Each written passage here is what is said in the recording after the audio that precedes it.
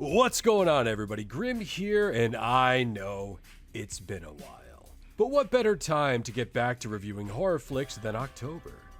From enduring anthologies, Halloween-coded classics, to new discoveries waiting to be found, the spooky season is the best time to catch up, revisit, and enjoy horror films. To wit, I've grabbed one of my go-to favorites of all time from the local video store. That's right, you may consider it low effort, but this year for Halloween I wanted to review my #1 favorite of the franchise. So sit down and strap on your anaglyphic glasses because we are about to jump into Friday the 13th Part 3 in 3D. In case you couldn't tell, I'm very excited, so let's just go ahead and get this review started. Doctor, get back in the holler! I'm still gonna roll this motherfucker's brains out. Yeah! Wait. Oh, god damn it, Nightmare! Meanwhile. Alright, let's see what needs to go away next. F. Fright Night, Final Destination, Funny Games, Face Off, Halloween Kills. Halloween Kills? What are you doing here? Why is it sticky? Wait. What's in your case? Friday the 13th 3. Didn't Grimm just... Oh, fuck! Well, I guess it's a little too late for me to change things up now, so I guess this is what we're doing. This is Halloween Kills.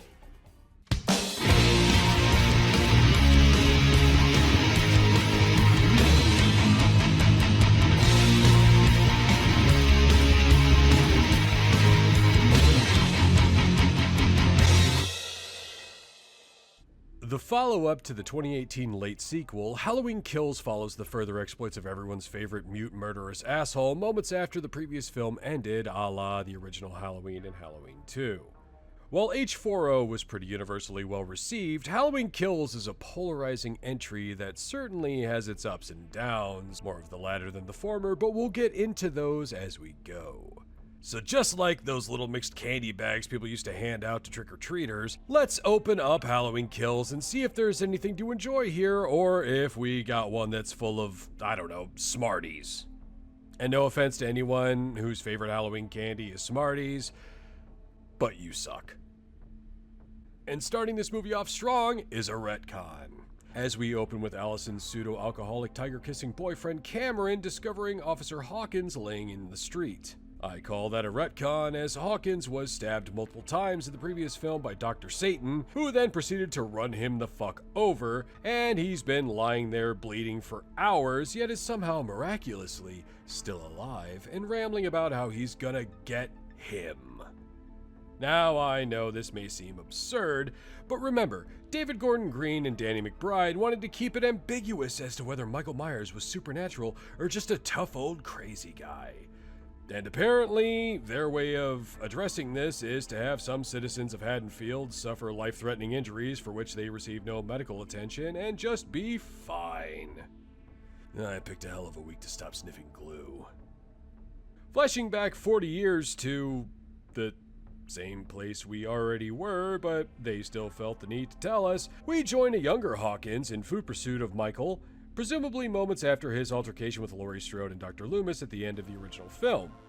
He catches a glimpse of the shape as he disappears into the night, and the rookie meets up with his partner, who waxes poetic about knowing Myers as a kid, and they share a moment of rhetoric about how nothing ever happens in Haddonfield. Nah, it's okay, fellas. You've earned a break at this point. I mean, it's not like there's an escaped mental patient who stalks and kills at random with seemingly no motive wandering around in the dark. By all means, monologue away. Nah, it's okay. I'm sure once we come back to the present, the police of modern day will be far better at handling this situation. Ending up at the Myers house, we finally get a cameo from the one legacy character Halloween fans have been clamoring for since 1978. And that is the dog that Michael ate in the original. But I digress. Drop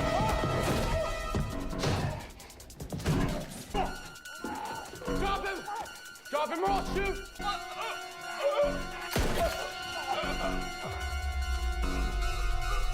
Michael victims 5, dumbass Hawkins victims 1. Oh, and then Michael gets arrested or some shit.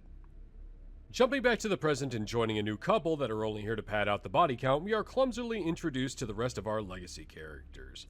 Them being Tommy Doyle, Lindsay Wallace, Marion Chambers, and Lonnie Elam. The latter of which comes with his own little retcon, as he now supposedly encountered Michael on that original night, and by encounter, I mean Michael walked toward him, then left. Truly harrowing stuff. Oh, and if you're wondering why Marion, the nurse from the opening of the original film, is here, it's literally just so she can die. After Tommy recounts the story of Halloween, because, you know, after 12 films reminding us of his origin every single time, it's important that they do it again. Finally, we cut back to something that actually matters and has something to do with the previous film, as we at last get to see Laurie, Karen, and Allison finishing their homage to the ending of the Texas Chainsaw Massacre, while the Haddonfield Fire Department shows up to extinguish the inferno engulfing Laurie's house. Unfortunately, they didn't get the memo about... So...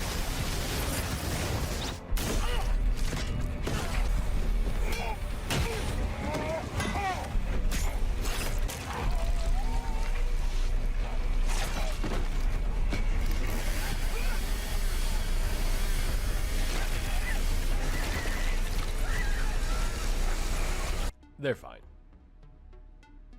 While Laurie is undergoing surgery and Karen and Allison mourn the loss of the Wiz, we join an elderly couple playing with a drone while watching Tobe Hooper's Funhouse. But one last trick-or-treater shows up for them to deal with. One that's less interested in candy and more into, decorating. Also, I can't help but laugh at this lady not only forgetting how doors work, but also just standing there for Michael to casually walk into her with a broken fluorescent bulb. Haddonfield, where people are either seemingly immortal or just pressurized cans of blood soda waiting to be punctured with the self-preservation instincts of stellar sea cows. Back at the bar, the Shape support group turns on the news to find out about the evening's carnage, while our doctor and nurse try to leave only to find totally Michael Myers hiding in their car, causing them to leave twin trails of urine back into the bar where they get back up, and Marion further ruins the film by tossing out one of the most annoying things about it. Love lives today. But evil dies tonight.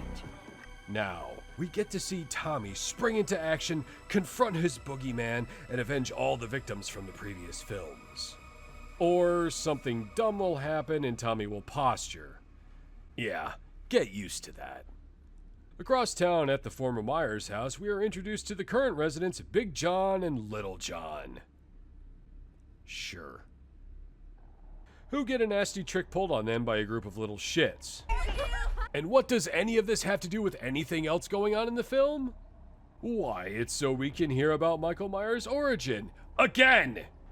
Yeah, at this point, I think it's a tie between Michael Myers and Batman for which one has their backstories retold the most in their goddamn movies. Back at the hospital, Karen and Allison are informed that Michael is still alive. News which I'm sure they accept with quiet dignity and grace. Michael Myers is alive. What? But it's all gonna be okay, because here comes Cameron to recruit people to form groups to go hunt down Myers. Because random armed citizens running through the dark hunting for a person in a Halloween costume never ended badly in this fucking franchise before.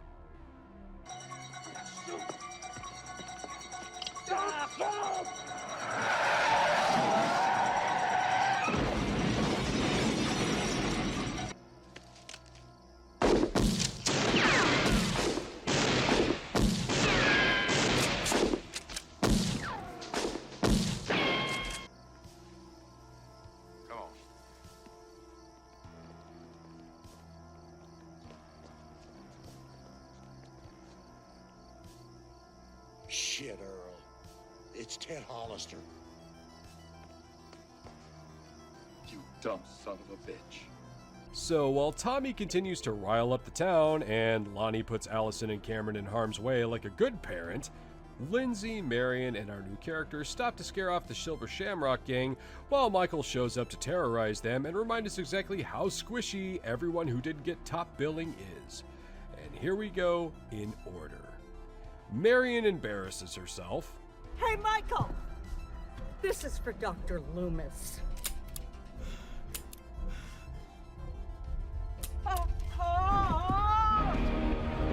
Our doctor doesn't fare much better. But the Great Pumpkin's Darwin Award goes to our nurse for advancing while firing wildly at Michael when this happens.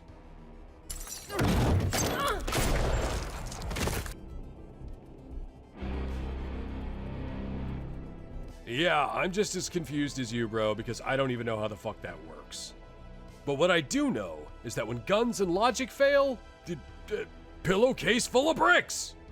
Shock of all shocks, shortly after this, Tommy shows up, accomplishes nothing, saves no one, and puffs his chest out again about how he's gonna take care of Michael himself. Are you noticing a trend? So, after poor attempts at character development are made all around, Tommy waltzes into the hospital to flaccidly incite a riot and reassure Lori that he's gonna protect her. But we then jump back over to my two dads, who notice that someone is in their house. And instead of fleeing or calling the police, not that that would accomplish anything, Big John and Little John opt to defend their home with knives of varying size. So now we have a bizarre back and forth, jumping from the chaos unfolding at the hospital as the second inmate from Smith's Grove that escaped alongside Michael shows up, and the odd couple searching through their rooms in an attempt to build suspense, which is instantly sabotaged by... Evil dies tonight! Evil dies tonight! There's also something very tonally strange about the mean-spirited gore in this film alongside ham-fisted, laughable dialogue that is impossible to take seriously. Now, I haven't been this confused by anything since I guest starred in that episode of Goosebumps back in the day. Hey, Grandpa Kurt, can we go catch some frogs tonight? Well, we're supposed to get some rain later on. We'll do it another time. You've got the whole summer for frog catching. I like those frogs. You shouldn't catch them, because if you do, the scarecrows might just end up catching you. What's with Stanley? Come on, let's get inside before the rain starts.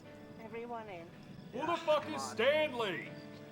Anyway, after Little John discovers Big John's corpse and decides to stand there and die instead of, I don't know, running away, we cut back to the hospital for a full-blown riot because the morons of Haddonfield confused a short, white-clothed man asking for help as a 6'3" masked mute, bloody coverall-wearing murderer. And it's not like these dickheads weren't aware of this. They literally flashed a picture of Michael in the background on the TV back in the bar, but nobody was paying attention because they were too busy acting like everyone was going to do something about this, when really they were just jerking off. But that's okay. I'm sure that even with this escalation reaching a tipping point and people being so scared that they are whipping into a frenzy, the police will step in and not massively fuck this up like they did back in '78.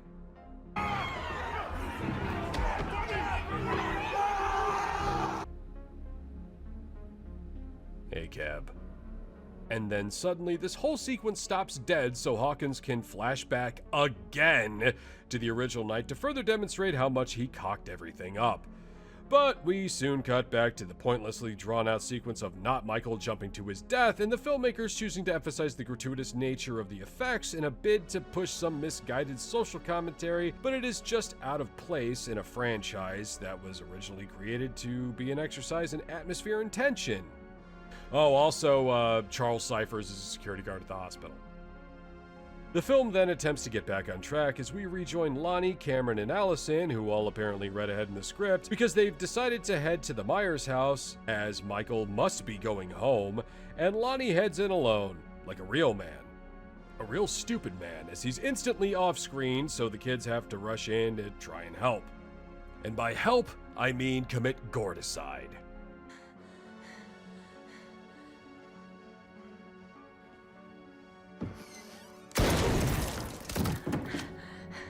Good job, idiots. Can't wait to see what you do next. After discovering the former occupants and Allison stopping to contaminate a crime scene, Cameron makes the unfortunate discovery of his father jammed up in the attic, and then Michael pops out and asks him to hold this knife. But it's okay, Allison is nearby and she'll rush to his rescue with her shotgun and...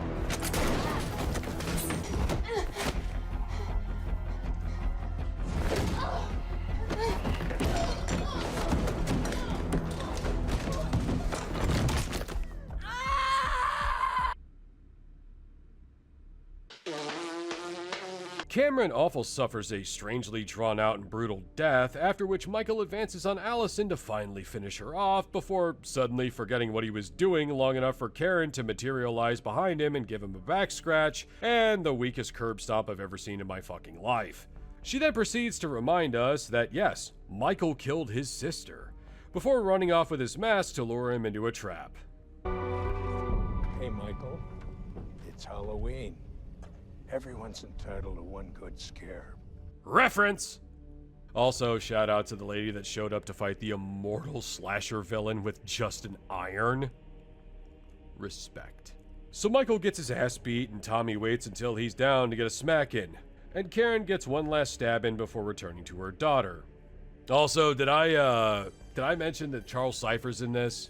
Sheriff Brackett from the original 1978 film? Okay. I was just making sure because, just like Marion, he's here for one specific reason.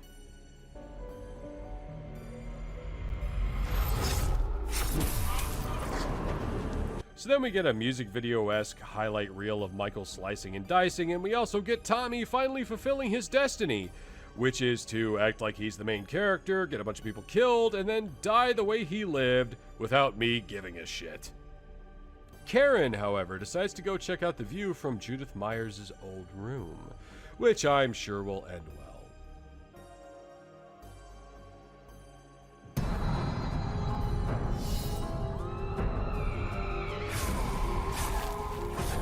Yeah, and that's what you get for wearing a Christmas sweater through 2 films about Halloween. And then the movie ends with Michael gazing out his sister's window at Haddonfield, a small town where a bunch of idiots died and it meant nothing. Unless you're watching the extended version. Then the movie ends with Laurie calling Karen's phone, Michael answering, and Laurie saying she's coming after him before walking away with the knife from the end of the previous film. Which is hilarious considering how Halloween begins. Halloween Kills is an odd duck in a franchise that's full of them. While the 2018 film did some things right, it truly seems like this film shouldn't even exist, which is a point further reinforced by the fact that a trilogy was only decided on after the success of the first film. With the follow-up always being considered the middle chapter, it ensured that nothing of particular consequence to the overall narrative takes place, and that's exactly how this film feels. Halloween Kills is a meandering exercise in padding that focused too much on over-the-top, well, kills, brings back legacy characters just to kill them in a bid to artificially raise the stakes, and features heavy-handed social commentary that dominates the story to the point that it becomes comical. If the initial spirit of the 2018 film was to do a direct late sequel to the original that was faithful to it, they not only failed in that task overall, but only pushed it further away with the sequels. I've never gone into a Halloween movie looking to see Michael Myers kill forgettable characters in a variety of gory ways. That's what I watch Friday the 13th for. I don't want to see an extended sequence of him gruesomely popping a dude's eyeballs out or fighting the whole fucking fire department. John Carpenter and Deborah Hill's film is a proper exercise in atmosphere, suspense, and earning its scares. And while I've listened to and talked to more than a few big Halloween fans that are very into that idea, their voices have always been drowned out by the sea of clapping idiots that just want to see more of the same, i.e. Laurie and Michael fighting. Yeah, funny thing about that is that when they get it, and it pales in comparison to the climax of the 1978 film, they either end up souring on it after a couple of weeks, or attempt to come to its rescue and cover for it. In closing, the Halloween franchise needs to do 3 things to truly return to form, in my humble opinion. First and foremost, writers need to fundamentally understand that the Shape is not Jason Voorhees, and that turning Michael into him is precisely the right way to make him not work. Second, the old adage of not mentioning a better movie in your movie goes double for franchises. Stop bringing back legacy characters. Stop quoting the original. And for Christ's sake, quit stopping the movie dead to tell us Michael's backstory every 10 or 15 minutes. Newsflash, the good people of Haddonfield know it. The Halloween fans know it, and most casual horror fans even know it via osmosis. And if you're afraid that anyone coming into the 12th entry in a 47-year-old at the time of this video's iconic slasher franchise don't, then it will probably urge them to go watch the original that you claim to respect so goddamn much. And that's not a bad thing. And yes, I see you down there in the comments section, Mr. or Mrs. Pedantic, who's going to tell me that Halloween 3 isn't an actual Halloween sequel and doesn't count. Congratulations, here's your round of applause. And finally, third, go back and actually take note of what made the first movie work, and start from there without just copying it or doing it again with a contemporary setting. Halloween getting back to building tension, having Michael actually stalking people instead of just popping out and attacking them, and making the audience question when and where he's going to strike would be a breath of fresh air. But unfortunately, this movie ain't that. Halloween Kills is almost 2 hours of filler that is all style and no substance. It's competently shot, and the actors all turn in great performances, but the movie is oddly structured, badly edited, and narratively stagnant. It's just another superfluous Halloween sequel that neither measures up to the others, nor does it do anything to properly differentiate it from things done better before. And the general consensus with this movie has been mostly put down as it being forgettable outside of the gore and... And speaking of doing things to differentiate from the rest of the franchise, that only works if you actually commit to it. But I have a funny feeling that we will talk much more about that next Halloween. Call it a hunch from cheap. And that's going to do it for me. I hope you guys enjoyed the review. I will do my best to get back on the horse and be a little bit more consistent with uploading videos and content. And I hope you all have a very, very happy Halloween. Thanks for watching, stay safe, and I'll see you in hell. Whoa, easy now, Chief. Look, man, I never even saw this asshole before. Michael, come on, you gotta tell him. You don't know me. We never met.